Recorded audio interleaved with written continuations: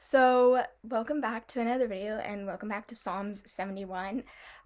Before we even get started, let's just say let's take out our Bibles and I'm actually going to do the same right now. So, the first note that I want to tell you guys is this chapter is similar to Psalms 31, which is basically into your hands I commit my spirit.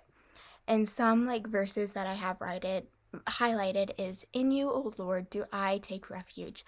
Let me never be put to shame, and your righteousness deliver me. Incline your ear to me, reduce my speedily. Be my rock of my refuge for me, a strong forest to save me. For you are my rock and my forest, and for your name's sake you lead me and guide me.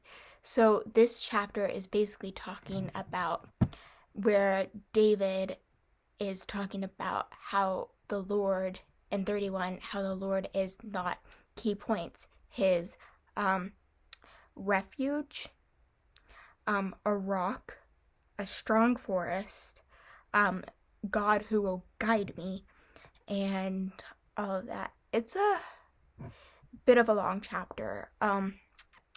Verse 14 says, "But I trust in you, O Lord, O Lord, I say you are my God. My times are in your hand. Rescue me from the hands of the enemies and from my persecution. Make your face shine on your servants.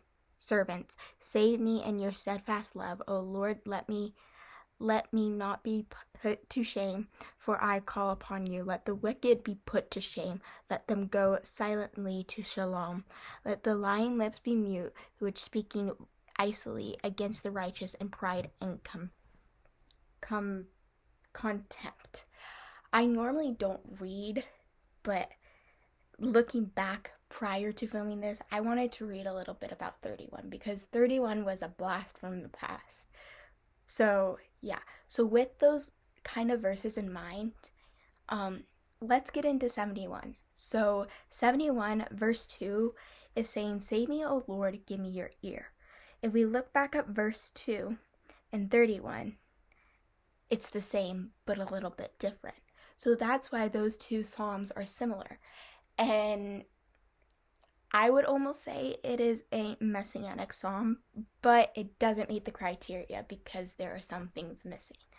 Verse 3 says, "You are my rock that supports me." Verse 3, "You are my steadfast, you're my rock, and you are my rock and my forest, and your name shakes, lead me and guide me."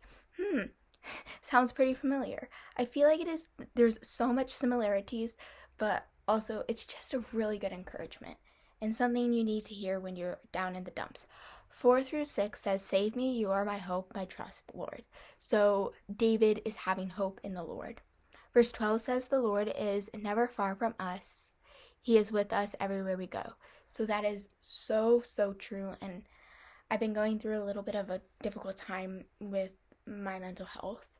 I know what it's caused by, but I don't want to be 100% sure, but I'm 98% sure it's caused by my monthly cycle.